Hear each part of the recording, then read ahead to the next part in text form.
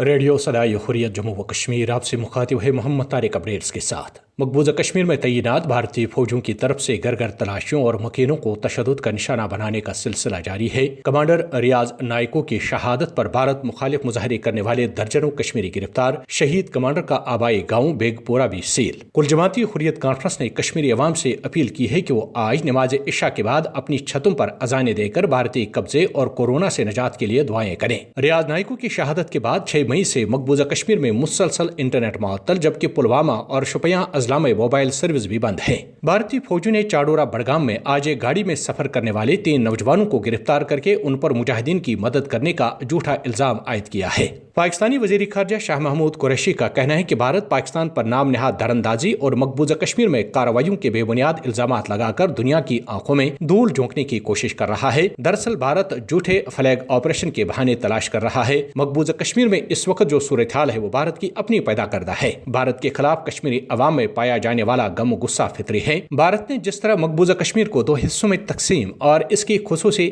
حیثیت ختم کرنے کی کوشش کی ہے، اسے نہ صرف کشمیری مسلمان بلکہ کشمیری پنڈت اور دیگر اقلیتیں بھی ناخوش ہیں۔ بھارت نواز پینتھرز پارٹی کے سرپرست اعلیٰ پروفیسر بھیم سنگھ نے بھارتی صدر سے جموں و کشمیر کو ریاست کا درجہ بحال کرنے کے لیے فوری طور پر مداخلت کرنے کی درخواست کی ہے۔ انہوں نے کہا کہ یہ افسوسناک ہی نہیں بلکہ بدقسمتی کی بات ہے کہ جموں و کشمیر کو 5 اگست 2019 کو بی جے پی کی قرارداد پر بھارتی پارلیمنٹ نے مسمار کر دیا۔ ایک سابق بھارتی فوجی میجر نے بھارتی میڈیا پر کھلم کھلا پاکستانی صوبہ بلوچستان میں دراندازی کا اعتراف کر لیا ہے۔ میجر گورو آریہ نے چند روز قبل بلوچستان میں پاک فوج پر دہشت گردانہ حملے کی پیشگوئی بھی کی تھی۔ بھارت پاکستان میں دہشت گردی کروانے کے لیے مذموم ہتھ کنڈے استعمال کرتا رہتا ہے۔ اس کا سب سے بڑا ثبوت بھارتی نیوی کے حاضر سروس آفیسر کلبھوشن یادیو ہے، جسے پاک فوج نے بلوچستان سے ہی گرفتار کیا تھا۔ اپڈیٹس ختم ہوئے۔